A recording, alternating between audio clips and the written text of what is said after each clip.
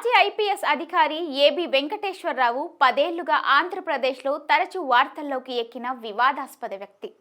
Retire అయిన తరువాత కూడా తన వ్యాఖ్యలు, వైఖరితో మరిన్ని వివాదాల్లో చిక్కుకుంటున్నారాయన. టీడీపీ అధినేత చంద్రబాబు, ఆయన కుమారుడు నారా లోకేష్ల అండతో ఆయన ఈ మధ్యకాలంలో మరింత చెలరేగిపోతున్నట్లు విమర్శలు వస్తున్నాయి. తాజాగా ఆయన కమ్మ కులం వారిని ఉద్దేశించి చేసిన వ్యాఖ్యలు హితబోధ అందరినీ ఆశ్చర్యపరుస్తోంది. ఎవరేమనుకుంటే తనకేమన్నట్టుగా ఆయన మాట్లాడటం, తన మాటల వల్ల ఇతర కులాల వారి మనోభావాలు ఎంత దెబ్బతింటున్నాయో ఆలోచించకపోవడంపై సర్వత్రా విస్మయం వ్యక్తమవుతుంది. ఆంధ్రప్రదేశ్లో ఒక్క కులం వారు ఒక రాజకీయ పార్టీ అధికారంలోకి రావడాన్ని అడ్డుకోగలరా? కుల మతాలకు అతీతంగా అందరూ ఓటేస్తేనే ఒక పార్టీ ఎన్నికవుతుంది కదా. అలాంటప్పుడు ఒక చదువుకున్న వ్యక్తిగా ఇలా మాట్లాడడమేంటి అని విమర్శలు వ్యక్తమవుతున్నాయి.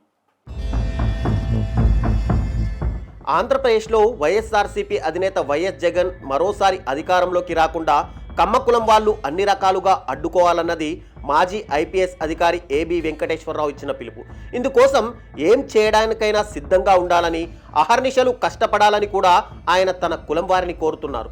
కమ్మవారికి ఏదో పెద్ద సందేశం ఇచ్చానని ఆయన అనుకుంటున్నారో ఏమో తెలియదు, కానీ దీనివల్ల కమ్మవారిపై మిగిలిన వారికి మరింత వ్యతిరేకత వస్తుందని, టీడీపీ ప్రభుత్వం పనితీరుకు ఏబీ వ్యాఖ్యలు అద్దం పడుతున్నాయని రాజకీయ విశ్లేషకులు అభిప్రాయపడుతున్నారు. వైఎస్ జగన్ను ఉద్దేశించి చేసిన వ్యాఖ్యలను చూస్తే అసలు ఆయన ఐపీఎస్ అధికారేనా అన్న అనుమానం వ్యక్తం చేసిన వాళ్ళు ఉన్నారు. వీటన్నింటిని బట్టి చూస్తే రాష్ట్రంలో రెడ్ బుక్ రాజ్యాంగం అమలు వెనుక కీలక పాత్రధారి ఈయనే అన్న అనుమానము వస్తోందని అంటున్నారు. వాస్తవానికి ఏబి వెంకటేశ్వరరావు ఒకప్పుడు ఇంత వివాదాస్పదుడు కానే కాదు, ఇంత చెడ్డ పేరు లేదు. తెలుగుదేశంతో జతకట్టిన తర్వాతే ఇలా తయారయ్యారనేది ఎక్కువ మంది అభిప్రాయం.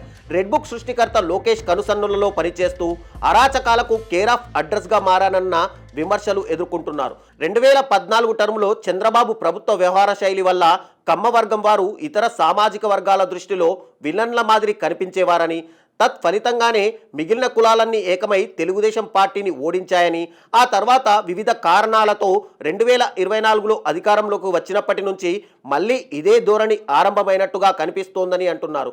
ఇండియన్ పోలీస్ సర్వీస్కు ఎంపికై సుదీర్ఘ కాలం బాధ్యతలు నిర్వహించిన ఈయనకు రాజ్యాంగంపై అవగాహన ఉండాలని, ప్రభుత్వం, ముఖ్యమంత్రి పేషి, మంత్రులు ఎలా పనిచేస్తారో తెలిసి ఉండాలని, లోకేష్ వంటి అనుభవం లేని వారు కక్ష సాధింపు చర్యలకు దిగుతుంటే వారించవలసిన ఈయనే స్వయంగా కుల ప్రస్తావన తెచ్చి ప్రసంగాలు చేయడం శోచనీయమని విశ్లేషకులు చెప్తున్నారు. వైఎస్ జగన్ ముఖ్యమంత్రిగా కాకుండా అడ్డుకునేందుకు దేనికైనా సిద్ధపడాలన్న ఏబీ వ్యాఖ్య వెనుక ఉద్దేశం ఏమిటన్నది చాలా మందికి వేధిస్తున్న ప్రశ్న. తెలుగుదేశం వ్యవస్థాపకుడు ఎన్టీఆర్ను పదవి నుంచి దించేసి అవమానించినప్పుడు కమ్మవారికి అవమానం జరిగినట్లు కాదా? చంద్రబాబుకో, ఏబీ వంటి వారికో ఏదైనా ఇబ్బంది వస్తే, వారిపై ఆరోపణలు వస్తే కమ్మవారందరికీ వచ్చినట్లా?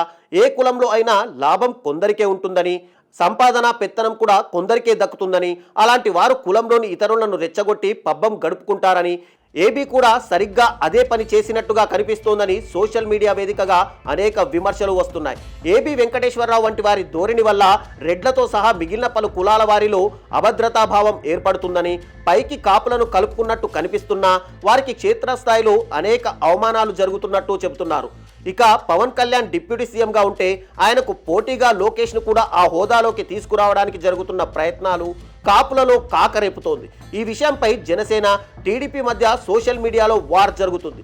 ఇలాంటి తరుణంలో ఏబి వెంకటేశ్వరరావు ఈ తరహా అసందర్భ ప్రసంగాలు చేసి సమాజంలో మరింత అశాంతికి దోహదపడడం ఐపీఎస్ హోదాకే తలవంపులు తెస్తోందనే వాదన వినిపిస్తోంది. రాజ్యాంగం మీద ప్రమాణం చేసి ఉద్యోగంలోకి వచ్చిన ఈయన రిటైర్ అయ్యాక వ్యవహరిస్తున్న తీరు చూస్తే పదవిలో ఉన్నప్పుడు నిష్పక్షపాతంగా ఉన్నారని ఎవరైనా అనుకోగలరా అనేది సగటు ప్రజల నుంచి వినిపిస్తున్న ప్రశ్న.